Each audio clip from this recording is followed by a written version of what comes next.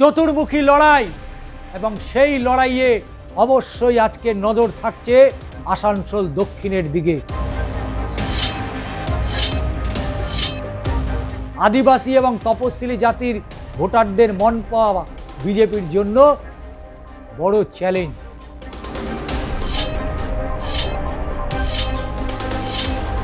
লড়াইয়ের ময়দানে বিদায়ী বিধায়ক বিজেপির অগ্নিমিত্রা পাল কি পারবেন জনসমর্থন নিজের দিকে টেনে রাখতে? নমস্কার, আমি ষষ্ঠী চট্টোপাধ্যায়। শুরু করছি অ্যাকশন রিয়াকশন। 294 আসনের লড়াই, ভাগ্য ঝুলে রয়েছে 294 নয়, 4x294। চতুর্মুখী লড়াই এবং সেই লড়াইয়ে অবশ্যই আজকে নজর থাকছে আসানসোল দক্ষিণের দিকে। কারণ আসানসোল দক্ষিণে ঘরের ছেলে বনাম বিদায়ী বিধায়ক, লড়াই কোন দিকে যাবে? কি বা ইস্যু? এসআইআরে কতটা কাঁচি পড়ল? আজকের অ্যাকশন রিয়াকশনে আমরা এটাই তুলে ধরব। দামোদরের চরে ভাঙছে বিশ্বাসের সেতু, এসআইআরে কাঁচি বনাম উন্নয়নের দড়ি টানাটানি আসানসোল দক্ষিণ। এখানে শিল্পাঞ্চলের ধোঁয়া আর দামোদরের বালির মধ্যে লুকিয়ে রয়েছে 2026-এর আসল রায়। কোন দিকে যাবে? কোন দিকে যাবে আসানসোল দক্ষিণের রায়? কারণ আসানসোল দক্ষিণ বিধানসভা কেন্দ্রের ঘরের ছেলে বনাম বিদায়ী বিধায়কের এই লড়াই। ভোরবেলা বার্নপুরের নেহেরু পার্ক ধরে ঘেঁষে রয়েছে দামোদরের দৃশ্য, অবশ্যই মনোরম। এ নদের বুক চিরে জেগে থাকা বাঁশের সাঁকোটা আর শুধু যাতায়াতের মাধ্যম নয়, একরাশ ক্ষোভ আর বঞ্চনার প্রতীক হয়ে দাঁড়িয়ে রয়েছে। ওপারে বাঁকুড়া আর এপারে পশ্চিম বর্ধমান, দুই জেলার হাজার হাজার মানুষের ভাগ্য ঝুলে আছে এই নড়বড়ে বাঁশের সাঁকোর ওপরে। শুধু কি মানুষের ভাগ্য? এই সেতু এলাকার রাজনৈতিক লড়াইয়ের এক বড় হাতিয়ার। কারণ 26-এর এই হাই ভোল্টেজ নির্বাচন, সেই নির্বাচনে অন্যতম হটস্পট আসানসোল দক্ষিণ বিধানসভা কেন্দ্র, যার ভাগ্য এই সাঁকোর মতোই দোদুল্যমান। একদিকে সেতু নেই তো ভোট নেই স্লোগান, আর অন্যদিকে এসআইআরের পর ভোটার তালিকায় বিপুল সংখ্যক নাম বাদ চলে যাওয়া। এসবের প্রভাব কোন শিবিরকে কতটা চাপে ফেলতে পারে, সেই জল মাপছে ঘাসফুল, পদ্মফুল এবং তার পাশাপাশি বাম কংগ্রেস উভয়। অর্থাৎ কড়া টক্কর, একদিকে তৃণমূলের প্রার্থী তাপস বন্দ্যোপাধ্যায় বনাম বিজেপি প্রার্থী অগ্নিমিত্রা পাল, সিপিআইএম প্রার্থী শিল্পী। আসানসোল দক্ষিণে এবারের লড়াই কেবল রাজনৈতিক নয়, শুধু রাজনীতির নয়, কারণ এখানে অস্তিত্ব জড়িয়ে রয়েছে। কারণ দামোদর বিহারীনাথ সেতুবন্ধন কমিটির আন্দোলনে এখন ঝাঁপাচ্ছে শিল্পাঞ্চল। বিদায়ী বিধায়ক অগ্নিমিত্রা পল রাজ্যের দিকে আঙুল তুলে প্রশ্ন করছেন। তিনি প্রশ্ন করছেন যে যুক্তরাষ্ট্রীয় কাঠামোয় রাজ্য সড়কের সেতু রাজ্যের দায়িত্ব, মুখ্যমন্ত্রী কেন বঞ্চনা করেছেন? থেমে থাকেনি শাসক দল তৃণমূল কংগ্রেস, তারা পাল্টা দাবি, কেন্দ্রে সদিচ্ছা থাকলে অনেক আগেই টাকা আসতো, কাজও হয়ে যেত। তবে এই দড়ি টানাটানির মাঝে সাধারণ মানুষ দিশেহারা। বর্ষায় যখন সাঁকো তলিয়ে যায়, তখন মাইলের পর মাইল ঘুরে কৃষক বা স্কুলের পড়ুয়াদের যাতায়াত করতে হয়। মানুষের প্রশ্ন, সেখানকার মানুষের প্রশ্ন, ভোট আসবে ভোট যাবে, আমাদের স্থায়ী সেতুর স্বপ্ন কি স্বপ্নই থেকে যাবে? সত্যি তো আসানসোল দক্ষিণের দীর্ঘদিনের চাহিদা, দীর্ঘদিনের সমস্যার সমাধান কি আজও হবে না? কারণ 26-এর ভোট যুদ্ধ এখানে ঠিক কেমন হতে চলেছে তা বোঝার আগে আসানসোল দক্ষিণ কেন্দ্রটি একবার অবশ্যই ঘুরে দেখতে হয়। আসানসোল দক্ষিণের দিকে অবশ্যই নজর ঘুরিয়ে দেখতে হয়। এখানকার জনবিন্যাস অত্যন্ত বৈচিত্র্যময়। শিল্পাঞ্চল হওয়ার সুবাদে এখানে অবাঙালি, মূলত হিন্দিভাষী ভোটারদের সংখ্যা বেশি এবং তাদের বড় প্রভাব রয়েছে এখানে। এই কেন্দ্রে তপশিলি জাতির সংখ্যা প্রায় 20 থেকে 22%। শুধু তাই নয়, তপশিলি উপজাতির সংখ্যা 5 থেকে 7%-এর কাছাকাছি। এখানেই শেষ নয়, আদিবাসী এবং তপশিলি জাতির ভোটারদের মন পাওয়া বিজেপির জন্য বড় চ্যালেঞ্জ। সংখ্যালঘুদের মধ্যে এই কেন্দ্রে মুসলিম ভোটারদের একটি বড় অংশ বিগত নির্বাচনগুলোতে আমরা দেখেছি তৃণমূলের দিকেই ঝুঁকেছিল। তবে এবার মহিলা ভোটাররা লক্ষ্মীর ভাণ্ডার বনাম নিরাপত্তা, দুয়ের মধ্যে কোন ইস্যুকে বেছে নেবেন সেটাই এখন দেখার রয়েছে আসানসোল দক্ষিণের দিকে। কারণ আসানসোল দক্ষিণের দিকে নজর তো রাখতেই হয়। দীর্ঘদিন রাজ্য বিধানসভায় দেখেছি অগ্নিমিত্রা পাল তিনি কিভাবে গলা ফাটিয়েছেন। এবারের নির্বাচনের সবথেকে বড় কাটা হয়ে দাঁড়িয়েছে স্পেশাল ইনসেন্টিভ রিভিশন বা SIR। কারণ আসানসোল দক্ষিণে এক ধাক্কায় 41,000 নাম বাদ পড়াটা কেবল প্রশাসনিক বিষয় নয়, রাজনৈতিক বড় হাতিয়ার হয়ে দাঁড়িয়েছে। এই কেন্দ্রে শুরুতে ভোটার সংখ্যা ছিল 2,91,078 জন। বর্তমানে তা কমে দাঁড়িয়েছে 2,48,091 জন। SIR এর চূড়ান্ত রিপোর্ট অনুযায়ী বিচারাধীন থাকা মোট 16,729 জনের মধ্যে 10,444 জনের নামই বাদ পড়েছে। শেষমেশ অবশ্যই এই বিশাল সংখ্যক ভোটার বাদ যাওয়া পরিকল্পিত চক্রান্ত বলেই সরব হয়েছে শাসক দল তৃণমূল কংগ্রেস। তবে কেন্দ্রে ক্ষমতাসীন দলের দাবি এটা ভোটার তালিকায় পদ্ধতিগত পরিচ্ছন্নতা। সত্যি কি তাই? ভোটার তালিকায় পদ্ধতিগত পরিচ্ছন্নতা? উঠছে প্রশ্ন, কিন্তু যাদের নাম বাদ গেল তাদের ক্ষোভ EVM-এ কিভাবে প্রতিফলন হবে সেটা বোধহয় অতি বড় জ্যোতিষীর পক্ষেও আগাম আন্দাজ করা দুঃসাধ্যের ব্যাপার। কিন্তু নজর রাখতে হবে 2016 সালের বিধানসভা নির্বাচনে। কারণ 2016 সালে CPM প্রার্থী হেমন্ত প্রভাকরকে হারিয়ে তৃণমূলের তাপস বন্দ্যোপাধ্যায় বিধায়ক হয়েছিলেন। কিন্তু পরের বার অর্থাৎ 2021-এর রাজ্যের পরিবর্তনের হাওয়া বইছে। সেই 2021 সালে আর তাকে প্রার্থী করেনি শাসক শিবির। যুব তৃণমূলের সভানেত্রী সায়নী ঘোষকে প্রার্থী করা হয়। আসানসোল দক্ষিণের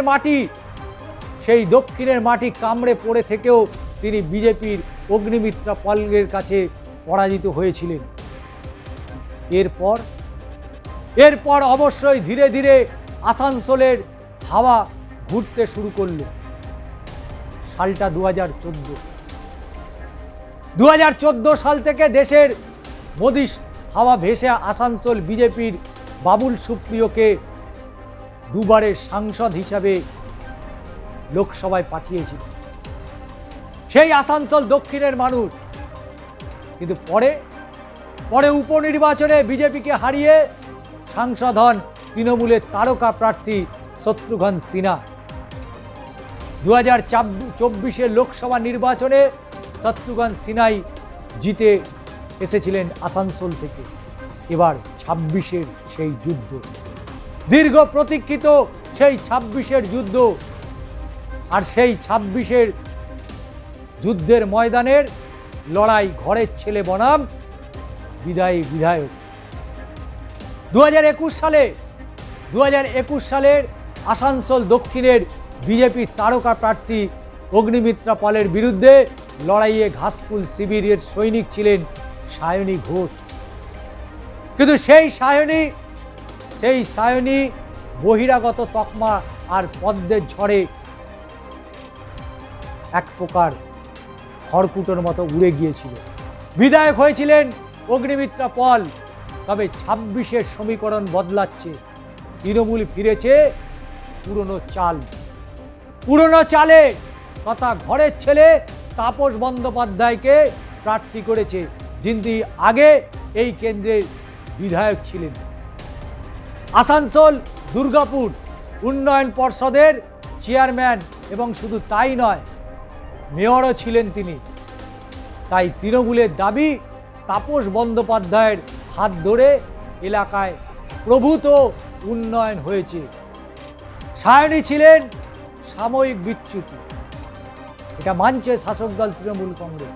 তারা মেনেছে কথা, তাই ঘরের ছেলে তাপস বন্দ্যোপাধ্যায়কেই এবারে শাসক দল তৃণমূল কংগ্রেস আসানসোল দক্ষিণ কেন্দ্রে বাজিমাত করতে চলেছে। বর্তমানে আসানসোল দক্ষিণের বিধানসভা আসনটি বিজেপির অবশ্যই দখলে থাকলেও আসানসোলের পুর নিগম যে নির্বাচন হয়েছিল সেই পুর নিগমে তৃণমূল কংগ্রেসের হাতে রয়ে গিয়েছে। পঞ্চায়েত এলাকাগুলো, সেই পঞ্চায়েত এলাকাগুলোতেও শাসক দলের দাপট অনেক বেশি। কিন্তু প্রশ্ন থেকে যাচ্ছে ভোটার তালিকায় নাম বাদ যাওয়া এবং সেতুর দাবিতে যে জনবিক্ষোভে দানা বেঁধেছে তা পুরসভা বা পঞ্চায়েতের পাটিগণিত উল্টে দিতে পারে। আবার অগ্নিমিত্রা পল তিনি কি দাবি করছেন? অ্যাকশন রিয়াকশনে তো দাবির কথা তো উঠে আসবেই। বিধায়কের দাবি তিনি হিসেবে কেন্দ্রের দরজায় ঘুরেছে, কিন্তু বিরোধী বিধায়ক হওয়ার রাজ্য সরকার তাকে কাজ করতে দেয়নি, এমনটাই তিনি অভিযোগ করেছেন। যিনি কাজ করতে চান যত বাধাই আসুক সব উপেক্ষা করবে, কারণ শিল্পাঞ্চলের বেহাল রাস্তা আর বন্ধ কলকারখানার দায় তিনি চাপাচ্ছেন রাজ্যের ওপর। স্থানীয়দের অবশ্যই দাবি অগ্নিমিত্রা বিধায়ক হওয়ার পর থেকেই আসানসোলকে অনেক সময় দিয়েছে, নানান আন্দোলনে তাকে দেখা গিয়েছে, তবে কাজ বিশেষ করে উঠতে পারেনি। তিনি কাজ বিশেষ করতে পারেনি। আন্দোলনের ময়দানে ছিলেন, এটা পাহাড় থেকে সমতল সর্বত্রই আন্দোলন করেছে।